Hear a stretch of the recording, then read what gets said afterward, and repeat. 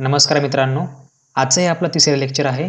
आधुनिक भारताचा इतिहास YCMU SYBA second year BA. याच्यामध्ये आपला जो हा विषय आहे हिस्ट्री HIS 220 आधुनिक भारताचा इतिहास ह्या भागाचा आपण अभ्यास करत आहोत. मित्रांनो, कालच्या भागामध्ये आपण शिकलेलो आहोत ईस्ट इंडिया कंपनीचे आर्थिक धोरण, ज्याच्यामध्ये आपण चार उपघटकांचा अभ्यास केला. पहिला म्हणजे कंपनीचा भारतात व्यापार, दुसरा म्हणजे भारतातील उद्योगधंदे कसे बसले, तिसरं म्हणजे भारताचे आर्थिक शोषण कशाप्रकारे झाले, चौथं म्हणजे रयतेची दयनीय अवस्था का झाली आणि कशी झाली, याचा आपण अभ्यास कालच्या घटकामध्ये केला आहे. तर मित्रांनो, आजचा आपलं लेक्चर आहे तिसरं. याच्यामध्ये मित्रांनो आपण शिकणार आहे ईस्ट इंडिया कंपनी व एतदेशीय संस्था यांचे परस्पर संबंध कशाप्रकारे होते वगैरे वगैरे. तर हे आपण आजच्या भागामध्ये शिकणार आहोत. तर मित्रांनो, व्हिडिओ शेवटपर्यंत बघत राहा. हा व्हिडिओ जर तुम्हाला आवडत असेल तर व्हिडिओला लाईक करा, शेअर करा. तुमच्या मनामध्ये काही प्रश्न असेल तुम्हाला विचारू शकता. चला व्हिडिओला सुरुवात करूया. मित्रांनो, आजच्या भागामध्ये आपण अभ्यास करणार आहे ईस्ट इंडिया कंपनी व एतदेशीय संस्था यांचे परस्पर संबंध. यामध्ये मित्रांनो आपण प्रमुख 5 उपघटकांचा अभ्यास करणार आहोत.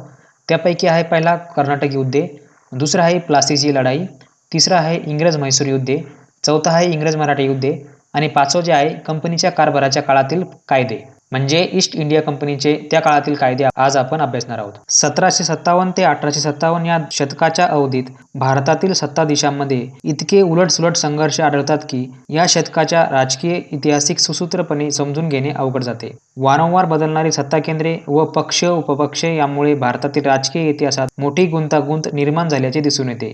अभ्यासाच्या सोयीसाठी म्हणूनच आपण इंग्रजांच्या राजकीय उलाढालींचा अभ्यास काही ठळक घटनांद्वारे करणार आहोत. तर आपला पहिला घटक आहे कर्नाटक युद्धे.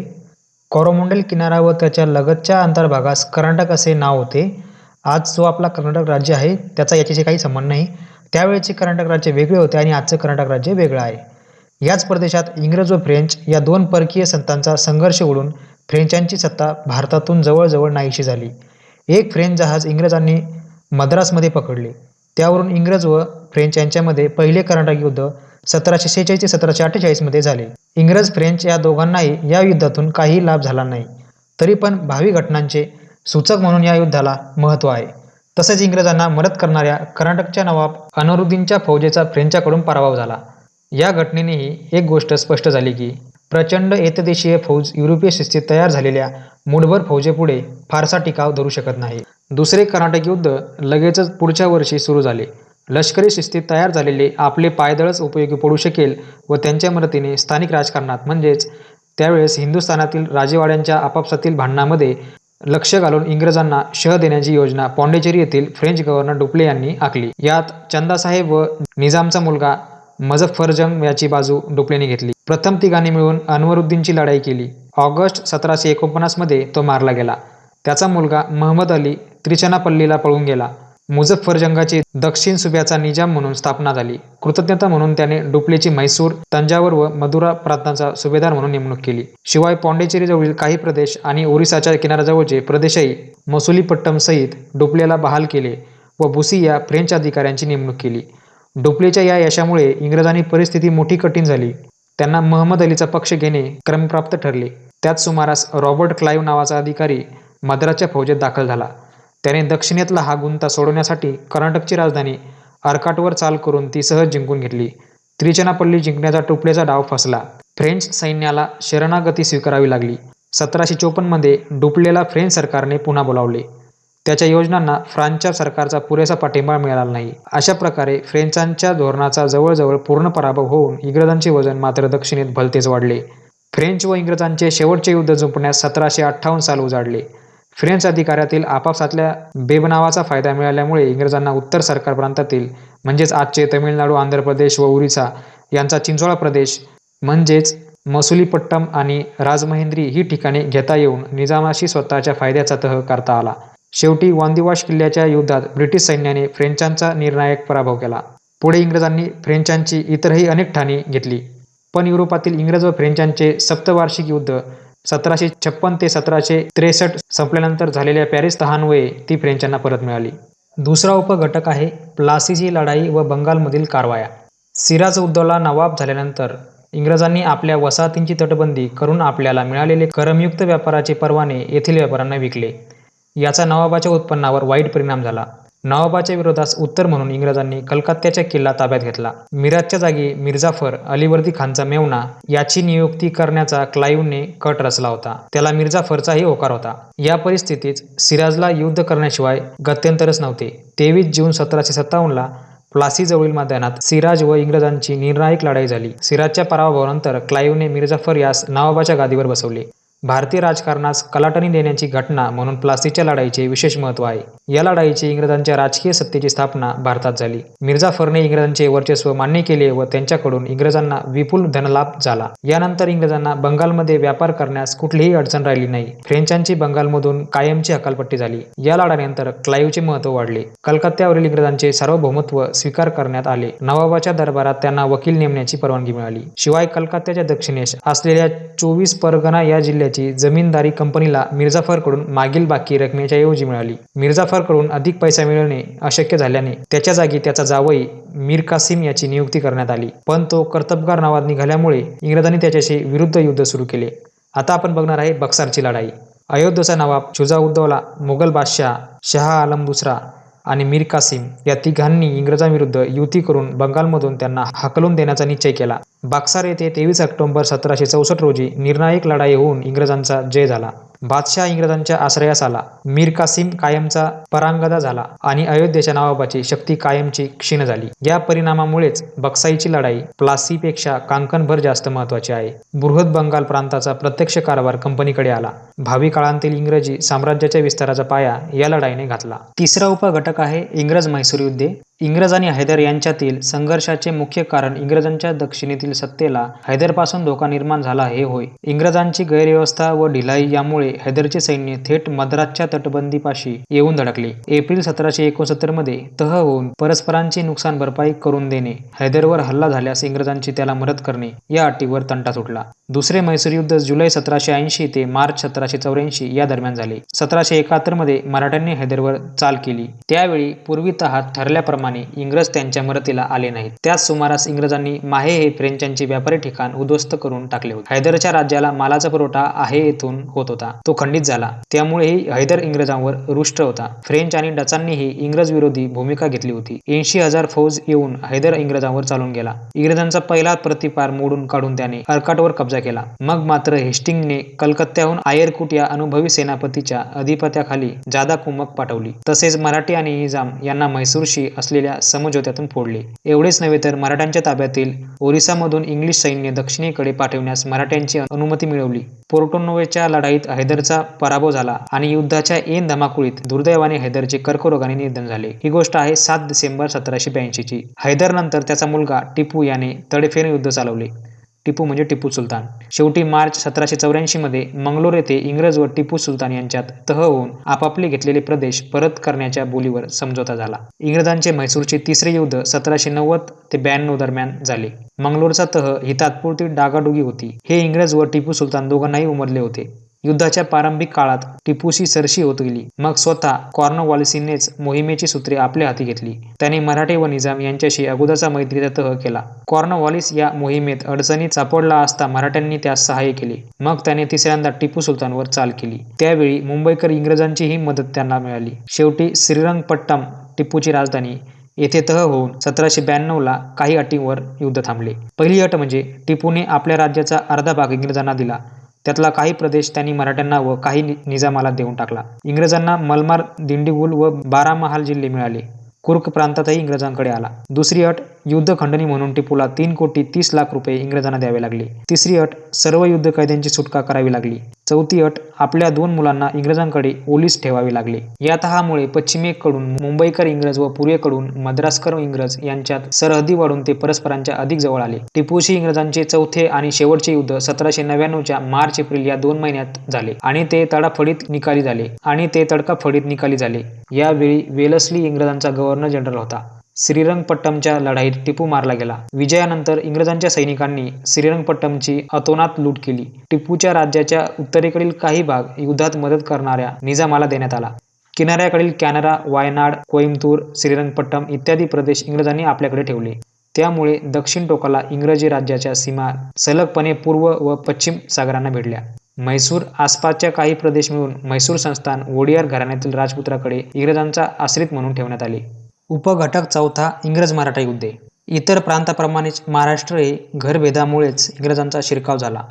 नारायणराव पेशव्यांच्या वधास कारणीभूत असलेल्या राघोबा 1773 साली पेशवा झाला.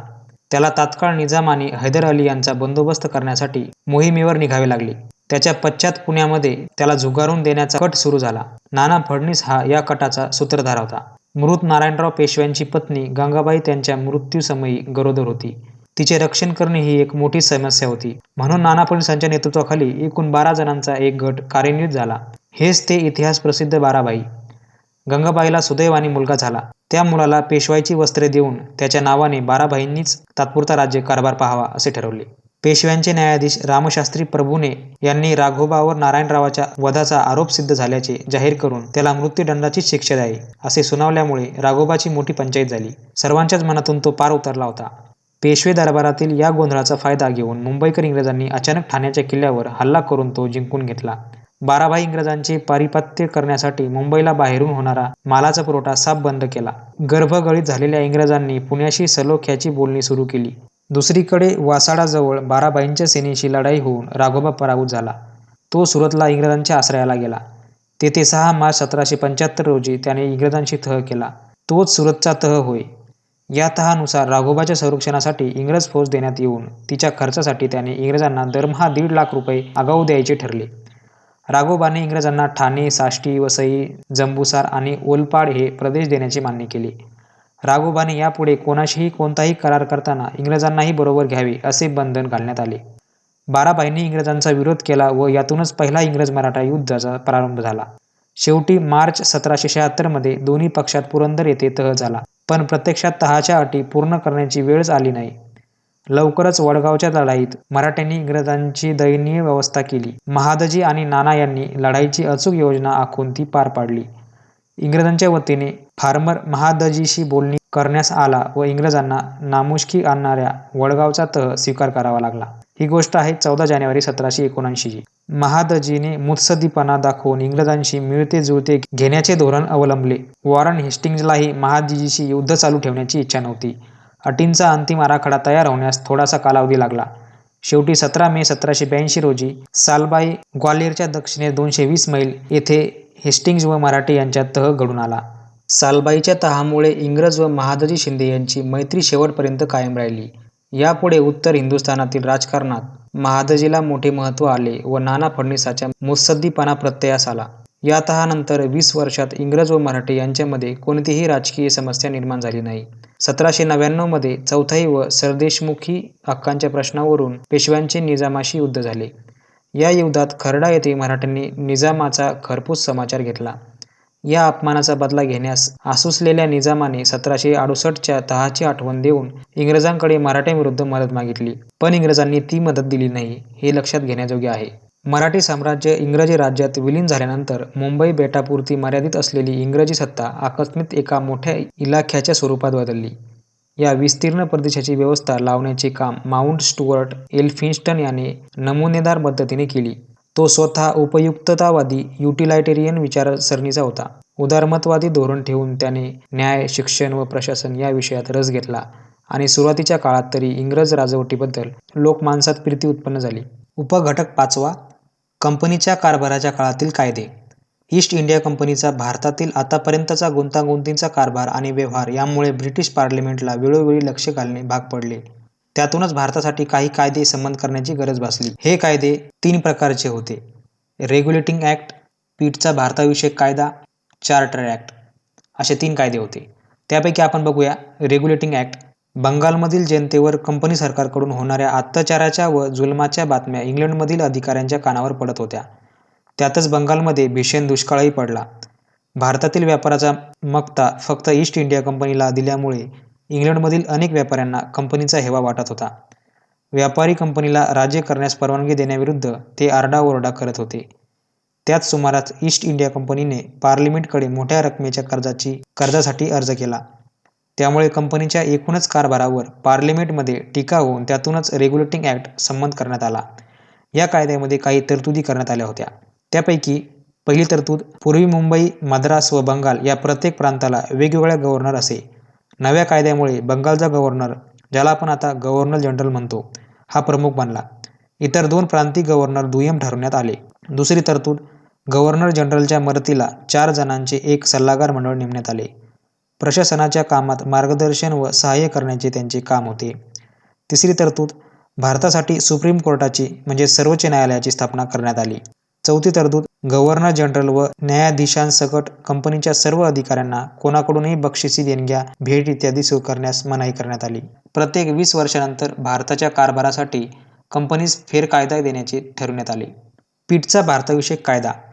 गव्हर्नर जनरलच्या भारतातील प्रशासनावर सक्त नजर ठेवण्यासाठी गरज आहे, अशी जाणीव इंग्लिश पार्लिमेंटला झाली. त्यामुळे पार्लिमेंटने हा कायदा जारी केला. त्यात काही तरतुदी होत्या. त्यापैकी पहिली तरतूद, गव्हर्नर जनरलचे निमंत्रण ठेवण्यासाठी बोर्ड ऑफ कंट्रोल नावाचे 6 जणांचे मंडळ स्थापण्यात आले. मुलकी, लष्करी व आर्थिक विषयांबाबतचे सर्व व्यवहार व निर्णय या मंडळाच्या संमतीने व्हावेत असे ठरले. तसेच याविषयीचे सर्व कागदपत्र पाहण्याचा अधिकार मंडळाला प्राप्त झाला. कंपनीच्या संचालक मंडळाचे अधिकार कमी झाले. एतदेशीय राज्यांशी युद्ध वा तह करण्याच्या गव्हर्नर जनरलच्या अधिकारावर या मंडळाचे नियंत्रण आले. गव्हर्नर जनरलचे स्थान अधिक मजबूत करण्यासाठी सल्लागार मंडळाची संख्या एका कमी करण्यात आली. तसेच बंगालच्या गव्हर्नर जनरलला इतर गव्हर्नरांनी आपल्या प्रांतात जारी केलेले कायदे व नियम यांची एक प्रत देणे सक्तीचे ठरवण्यात आले. Chartered act.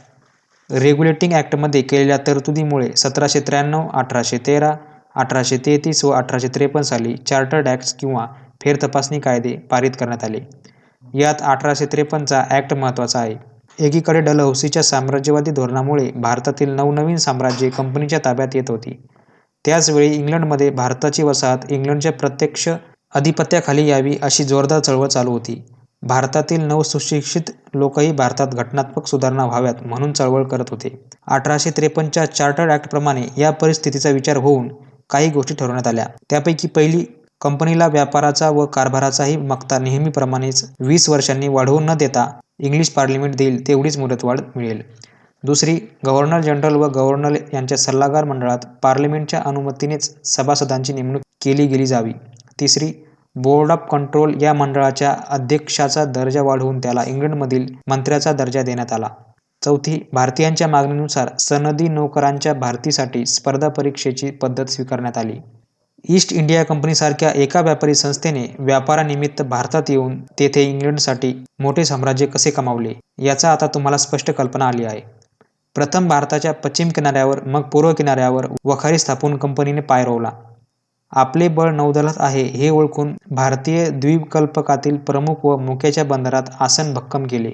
एतदेशीय राजसत्तांचा दिवसेंदिवस होणाऱ्या ऱ्हासाकडे जागरूकपणे लक्ष ठेवले. त्यांच्या स्वभावाची वैगुण्य अचूक हेरली. स्थानिक राजकारणात लक्ष घालून पूर्व-पश्चिम वखारींच्या प्रदेशाची जोड केली.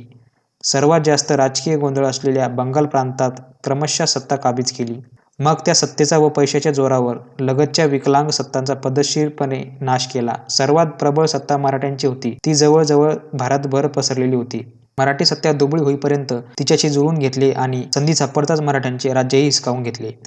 मराठी सत्ता संपुष्टात येताच कधी नव्हे एवढा भारताचा प्रचंड मोठा प्रदेश एका फटक्यात इंग्रजांच्या ताब्यात आला.